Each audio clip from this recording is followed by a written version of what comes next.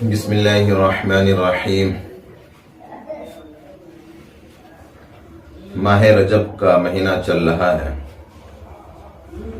اور اسی رجب المرجب کے مہینے میں آقا دو عالم صلی اللہ علیہ وسلم کو شب معراج نصیب ہوئی۔ اللہ نے جب سرکار دو عالم صلی اللہ علیہ وسلم سے ارشاد فرمایا کہ میرے محبوب تمہیں معراج کے سفر میں ساتوں آسمانوں کو پار کرنا ہے، ساتوں آسمان کا سفر کرنا ہے، تو ہمارے اور آپ کے نبی آقا دو عالم صلی اللہ علیہ وسلم نے ارشاد فرمایا کہ اے اللہ، ساتوں آسمانوں کا سفر کیسے کروں گا؟ تو اللہ نے فرمایا میرے محبوب گھبرائیں نہیں،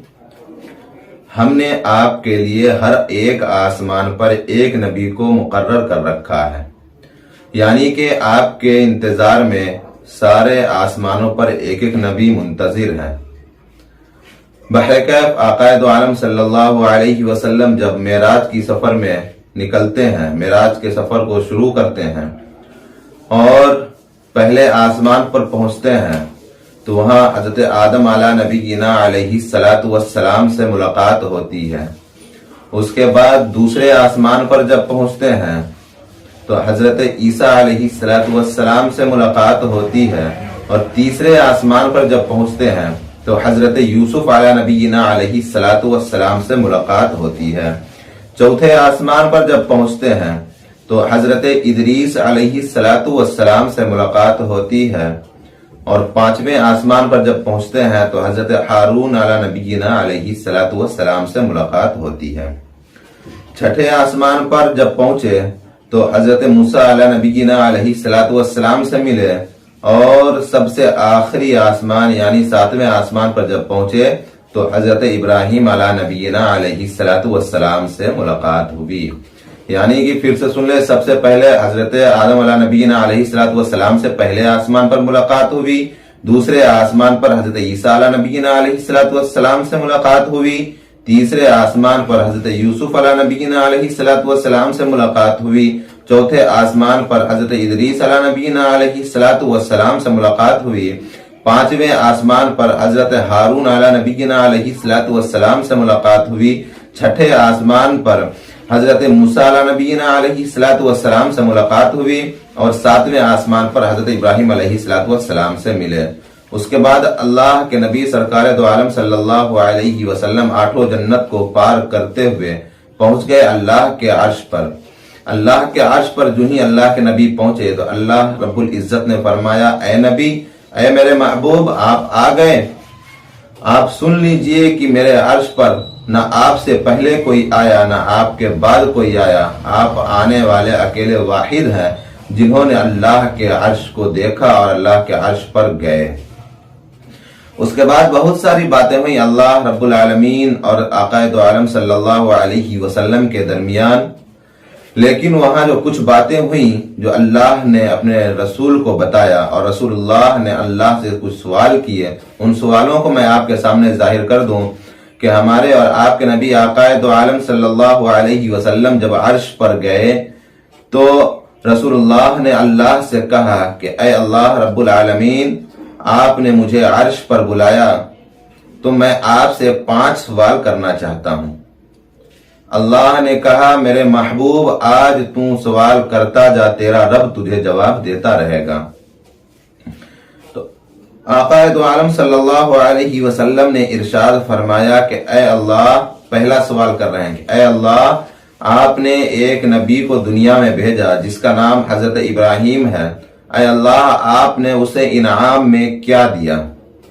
تو اللہ رب العالمین نے فرمایا میرے محبوب، میں نے حضرت ابراہیم کو دنیا میں بھیجا، بے شک نبی بنا کر بھیجا، اور میں نے حضرت ابراہیم کو انعام میں یہ دیا کہ آگ کو اس کے لیے باغ بنا دیا۔ یعنی کہ جب حضرت ابراہیم کو آگ میں ڈالا گیا اور 40 دن 40 رات حضرت ابراہیم علیہ السلام آگ میں رہے، تو اللہ نے فرمایا کہ 40 دن اور 40 رات جب ابراہیم علیہ السلام آگ میں رہے تو میں ان کے لیے آگ کو باغ بنا دیا، قرآن کریم خود بتا رہا ہے یا نار رکونی برداً وسلاما علی ابراہیم، کہ اللہ نے فرمایا اے آگ تو ابراہیم علیہ السلام پر ٹھنڈی ہو جا، اور کیسی ٹھنڈی؟ زیادہ ٹھنڈی نہ ہو کہ ٹھنڈک کی وجہ سے حضرت ابراہیم کو کوئی دشواری ہو، کوئی پریشانی ہو، تو آگ کو اللہ نے حکم دیا کہ سلامتی والی ٹھنڈی ہو جا۔ تو کتابوں میں آتا ہے کہ 40 دن اور 40 رات کے بعد جب حضرت ابراہیم علیہ نبینا علیہ السلام آگ سے نکلے تو لوگوں نے پوچھا کہ تم جلے نہیں، تم تو آگ میں تھے۔ تو ابراہیم علیہ السلام بڑا پیارا جواب دیتے ہیں کہ تمہاری نظروں میں وہ آگ ہوگا، میرے لیے تو اللہ نے جنت کا باغ بنایا۔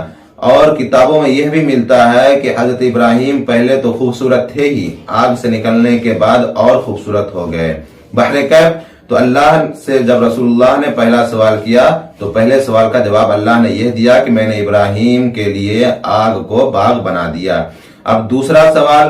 محمد الرسول اللہ نے اللہ رب العالمین سے پوچھا کہ اے اللہ، آپ نے ایک اور نبی کو دنیا میں بھیجا جس کا نام حضرت موسیٰ علیہ السلام ہے، اے اللہ آپ نے حضرت موسیٰ کو انعام میں کیا دیا؟ تو اللہ رب العالمین نے کہا میرے محبوب، ہم نے حضرت موسیٰ کو انعام میں یہ دیا کہ سمندر میں حضرت موسیٰ کے لیے راستہ ہم نے بنا دیا۔ حضرت موسیٰ علیہ السلام جب اپنے لشکر کو لے کر کے غالباً کم و بیش 1 لاکھ کے لشکروں کو لے کر کے چلے تو آگے سمندر آ گیا اور پیچھے فرعون کا لشکر، یعنی آگے بھی خطرہ اور پیچھے بھی خطرہ۔ تو حضرت موسیٰ علیہ السلام نے اللہ سے دعا کی کہ اے اللہ اب میں کیا کروں؟ تو اللہ رب العالمین نے فرمایا کہ اے موسیٰ، تمہارے ہاتھ میں جو لکڑی ہے، عصا ہے، اسے پانی پر مارو، جس کا قرآن نے یوں کہا فَأَوْحَيْنَا إِلَى مُوسَىٰ أَنِ اضْرِب بِّعَصَاكَ الْبَحْرَ فَانفَلَقَ فَكَانَ كُلُّ فِرْقٍ كَالطَّوْدِ الْعَظِيمِ۔ تو اللہ نے فرمایا اے موسیٰ اب اپنے لکڑیوں کو پانی پر مارے، اور جو ہی حضرت موسیٰ علیہ نبینا علیہ السلام لکڑیوں کو، اس عصا کو پانی پر مارتے ہیں، پانی 2 حصوں میں بٹ جاتا ہے اور بیچ سے راستہ بن جاتا ہے۔ حضرت موسیٰ علیہ السلام فرماتے ہیں کہ میرا پورا لشکر اس راستے سے نکل گیا، میرے پیر کے نیچے تو پانی تھا لیکن پیر کے اوپر ایک قطرہ پانی بھی نہیں تھا۔ تو دوسرے سوال کا جواب اللہ نے دے دیا کہ ہم نے موسیٰ کے لیے سمندر میں راستہ بنا دیے۔ تیسرا سوال پھر محمد الرسول اللہ نے اللہ رب العالمین سے کیا کہ اے اللہ آپ نے ایک اور نبی دنیا میں بھیجا جس کا نام حضرت داؤد علیہ السلام ہے، اے اللہ آپ نے حضرت داؤد کو انعام میں کیا دیا؟